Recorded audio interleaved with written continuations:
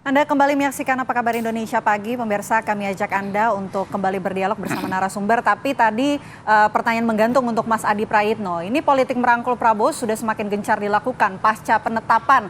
Ini sudah tepatkah dilakukan saat ini atau pihak lawannya sebetulnya masih perlu waktu untuk cooling down, move on dulu? Kalau bicara tentang merangkul dalam konteks menyamakan persepsi bahwa Pilpres sudah selesai, saya kira oke. Kalau tafsir dari merangkul itu harus mengajak mereka dalam koalisi bersama, harus sharing power jadi menteri, saya kira kurang tepat ya.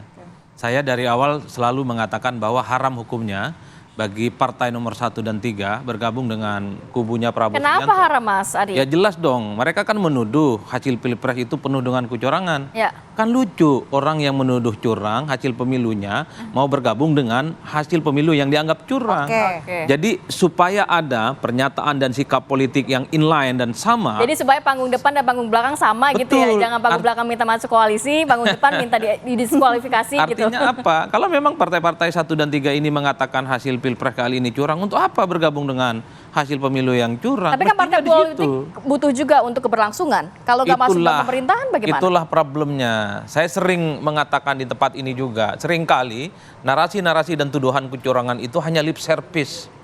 Hanya di permukaan. Karena secara prinsip setelah Pilpres usai, KPU memutuskan, MK juga memutuskan siapa yang memenangkan Pilpres. Partai-partai yang selama ini menuduh ada indikasi kecurangan, ada ketoliman dalam Pilpres, itu berkongsi menjadi satu sama yang lain. Ya. Bagi saya, apa yang kemudian muncul dalam pikiran kita? Elit lah yang sebenarnya memprovokasi rakyat. Mereka yang kemudian memberikan contoh yang tidak baik. Bahwa sebenarnya kecurangan itu hanya sebatas narasi karena dia dirugikan secara elektoral. Ya. Bahkan kalau mau konsisten sebenarnya, kalau saya di kubu 1 dan 3, saya akan mengatakan nggak boleh bergabung dengan Prabowo. Haram dan Gibran. hukumnya? Haram hukumnya. Karena itu adalah hasil pemilu yang menurut mereka terindikasi penuh dengan kecurangan. Ini yang disebut dengan konsistensi antara pernyataan dan sikap politik. Tapi iman politik partai-partai oposisi saat ini kayaknya nampaknya gampang digoyah deh. Mulai goyah. Tapi begini. Bukan hanya gampang ya menurut saya. Memang politisi ini kan ujung-ujungnya bagaimana mendapatkan kekuasaan. Udah itu aja kok, dapat menteri, dapat jatah. Yang lain-lain untuk rakyat, untuk publik saya nggak terlampau percaya. Kalau mau jujur, jika ada partai 1 dan 3 mau bergabung dengan Prabowo dan Gibran, tanyakanlah ke para pendukungnya. Setuju tidak bergabung? Kalau nggak setuju jangan bergabung. Nah, Kalau gimana nih, setuju Bang baru Idrus? bergabung. Jadi gini ya. Jadi ini kan kita ini kadang-kadang ahli tafsir semua. Jadi apa disampaikan oleh memang ini adalah dukung politik ya. Jadi ini menafsirkan dan nanti Untung nggak disebut ahli nujum. teman saya Salam Cadas ini kan luar biasa juga. Nah, saya ingin mengatakan begini. Pernyataan Pak Prabowo sekali lagi adalah pernyataan yang tulus menyampaikan ini kita satu keluarga ini. Oke, mengajak Dan begitu ya. sekaligus menyampaikan Mas Adi bahwa sekarang presiden sudah terpilih ini saya. Ya. Hentikanlah polarisasi yang mungkin terjadi selama ini. Ada kubu ada, ini kubu ada, tidak. Sekarang satu pemimpin. Kan itu kan masalahnya. Jadi Pak Prabowo mengatakan, jadi apa yang dikhawatirkan secara sosial selama ini ada polarisasi terjadi, ada pendukung si A, ada pendukung si B. Ini sudah selesai pemilu ini. Oke. Presiden hanya satu. Membuka Wakil babak presiden baru. itu satu, buka babak baru. Oke. Nah kemudian yang kedua, jadi begini, kan juga ada komitmen kita Mas Adi. Bahwa kita menyadari dari pemilu ke pemilu pasti tidak sempurna pemilu. Ya. Itu ada kekurangan. Oke. Tetapi mari kekurangan ini kita jadikan sebagai dasar untuk penataan ke depan. Baik. Makanya dari awal kami dari tim kajian strategis, Prabowo Gibran ini sudah membuat suatu rekomendasi perlunya ke depan ini penataan masalah yang namanya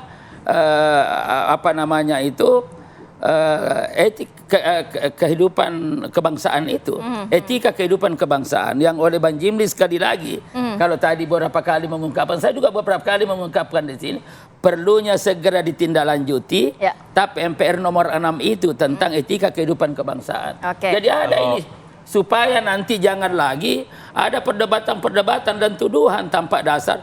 kurang etik, tidak bermoral. Oke. Nah, Kalau itu saya setuju, nah, Bang. iya makanya. Jadi masih ada satu tambah biar nanti. Masih ada satu lagi. Singkat saja, Pak. Kemudian kita juga sudah merekomendasikan supaya segera, dan ini saya kira ini salam cadas ahlinya ini sebagai ahli tata negara. Nanti kita juga akan tanyakan pendapatnya ini ke bahwa Bang Refli. evaluasi terhadap Undang-Undang Dasar 45 kita sebagai hasil amandemen 4 tahap itu. Itu kan perlu evaluasi dan banyak catatan-catatan karena itu perlu segera di amandemen dalam rangka penataan. Oke, siap. Banyak catatan. Bang Idrus, sedikit Mas Adi sebelum kita ke Mas Eno dan juga Mas Refli. Ya, secara prinsip saya setuju. Pilpres sudah usai, polarisasi harus dihentikan, gontok-gontokan juga harus diakhiri. Tapi kan mengakhiri konfrontasi dan gontok-gontokan nggak harus menjadikan mereka menteri kan. Biarkan aja mereka di luar, di tempat yang sunyi, menikmati jalan hidup politik mereka di Pilpres.